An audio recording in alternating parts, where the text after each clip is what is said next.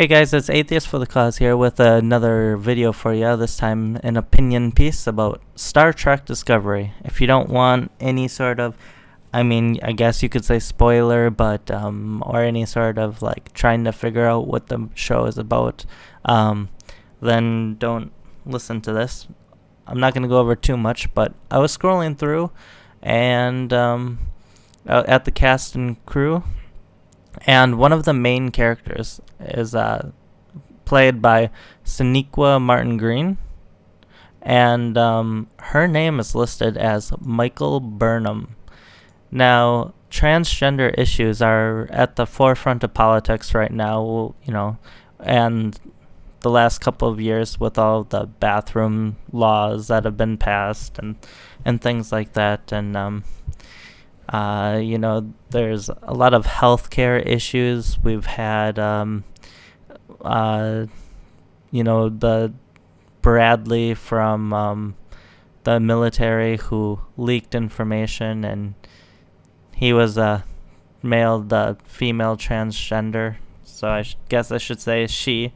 When he leaked the information and while he was in the military, he was the man, and then he became the woman when and transitioned until when he was in prison. So and I believe that the government actually paid for his transition while he was in prison. So that was a pretty big issue. So it makes perfect sense to put a transgender in the new show. The interesting thing is, from what I saw in the trailer, she has a position of power, so we'll see what happens there. And I'm not going to talk about the trailer too much, so you'll just have to watch it if you want to see her role, but they're kind of trying to keep it on the down low. If you see, she doesn't have any sort of list, like she's not considered a lieutenant or captain or doctor or anything like that, so they're trying to hide her character. So it tells me that she is a transgender, and it's going to be interesting. She would be a female to male transgender, and I think a lot of people are going to come out against this and say it's SJW and all of that, but this is actually what Star Trek has done, well before the SJWs of modern times existed. Star Trek has been around since, I guess the 60s, so I don't think you can say that, modern 20-year-old SJWs are the reason that, are taking over Star Trek, and suddenly, there's a transgender just to please that crowd. They've always been pushing the envelope, and this is how I want the conversation to be pushed. I want a sci-fi show like Star Trek to take it over, but here's what I don't want. I want her to fit the role in a way that makes sense. I want there to be a real storyline.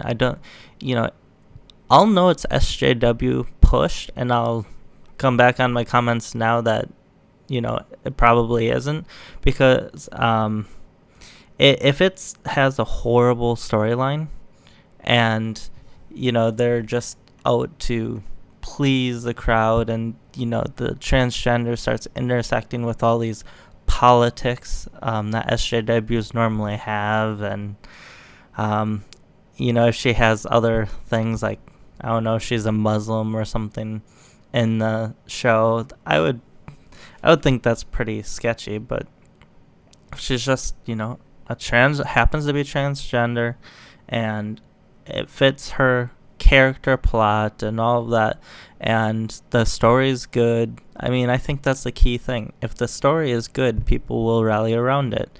And maybe some of you won't like, that she did it or whatever, but that's part of the excitement, is you need characters that you don't agree with their values. And then you need characters that you do agree with their values. And what makes a good show is when there's no clear villain, or no clear protagonist, where they're kind of on even level, and different people in the world take different stances on who they agree with from a value perspective.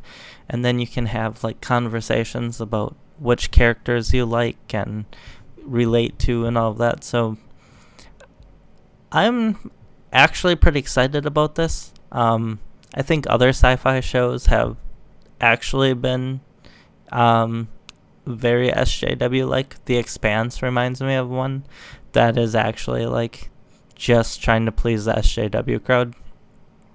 And the sad thing is that's actually it's a decent show, but it could be amazing if they took the SJW stuff out of it. So, but Star Trek, they've gone through the interracial thing.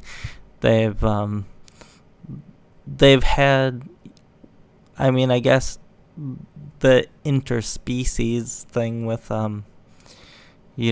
non-humans, and there have been certain species where the Trill, where they would it was like this symbiote that would go from one body to the next, and that's like they could become transgender in a way, because they would go from like a woman host to a male host, and that's kind of like being a transgender. So they've done a lot of different things, and they're always pushing the envelope. So let's it's the most clear way for them to push the envelope in a way that's still not completely taboo. Like, I'd have a problem. An example of something I'd have a problem with is if they're like, oh, let's push the envelope, let's normalize pedophilia. Like, that was actually like for a little while when a lot of the Pizzagate stuff was happening. People, as a kind of protest to Pizzagate, were starting to like try to put pedophilia in with like the LGBTQ crowd, and it was becoming like the LGBTQP crowd, and community, and it's like, I don't know about that, that's a little too taboo, I think, where that's actually like legally wrong to act on pedophilia. So it's not legally wrong to act on transitioning to being a transgender or anything like that. So I think it's a good way to push the envelope in a way that society is ready for, and in a way that is healthy, that a way that can create conversation, actually help people. I actually do think there is a problem with bullying against transgenders. Transgenders aren't accepted. They are seen a bit as freaks. And while I don't agree with, the way transgenders are being pushed onto people, and I don't agree with SJWs at all, I do think that people should tone down the hate on transgenders. Like, I've seen, especially Scarlett, I saw it with her. And the interesting thing is how hate against a transgender person can impact other people. Like, so in the StarCraft 2 community, I used to watch the pro players a lot, and Scarlett was a pro player, and she was a male to female transgender, and you can go into a chat of hers without seeing constant talk about how she has a dick and all of that. And it's just like, after a while, you can only say it's a joke for so long, because after a while, it's just bullying. Like, it's when people are just sitting there spamming it over and over and over nonstop, it's like, it's not even funny. If the joke is said, 100 times, it's not funny the 101st. So, then, she went into an all women's tournament and won it, and the women were hating on her for like there's this girl who is really snobby and I can't stand, by the name of Madalisk, and she said that there were female tournaments for a reason. Interestingly enough, she didn't get in trouble for that. Madalisk is a terrible, terrible person, but so and the way this has actually negatively impacted me in StarCraft 2 is like I'd go and watch, and I was trying to figure out information about women in StarCraft, and because it always seems like, why is it in gaming that the best women are male to female transgenders when females make up a far greater population size?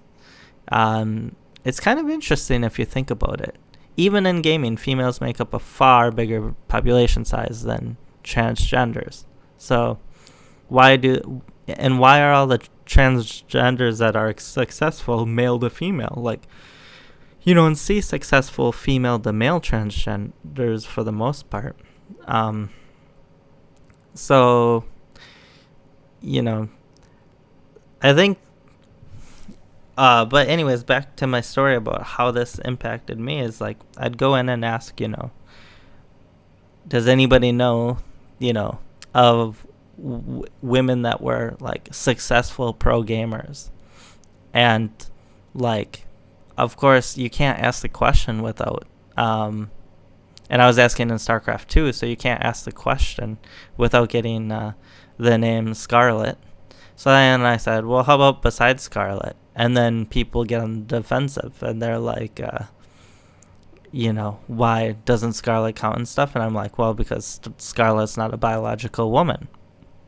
And then instantly banned for saying that, because apparently I'm bigoted for saying Scarlet's not a biological woman, even though it's true. And I wasn't doing it in a hateful way or anything. This is a couple years ago even. And I have yet to this day had anybody tell me, a successful female pro gamer in StarCraft 2. I don't follow League of Legends quite as closely, but I do know that I think her name is Remy. I hope I didn't get, maybe it's not Remy. But anyways, there is this transgender male to female in League of Legends that's successful too. So if you go around and ask for successful women, and I'm talking on the pro circuit, so at the highest levels, and you're gonna get the transgender woman. It might be Remy. If it's not, don't quote me on that. I'm trying to go off of memory, but anyways. And so it's like, well, how about beyond her, And maybe, League of Legends is a little more open to women. Women are do a little better at it than other game types, it seems. But I don't remember seeing... I have watched a decent amount of pro games for League of Legends, and I don't remember seeing many women. And if women are on the team, they usually aren't the starters, or, so it's kind of interesting.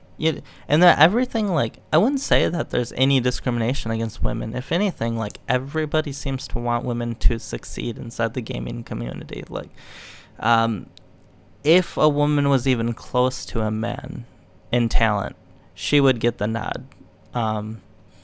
So it's interesting because, because we're also talking about on computers and things, like, what would be the discrimination? Like, what is the biological context that makes men better at gaming than women, on a computer?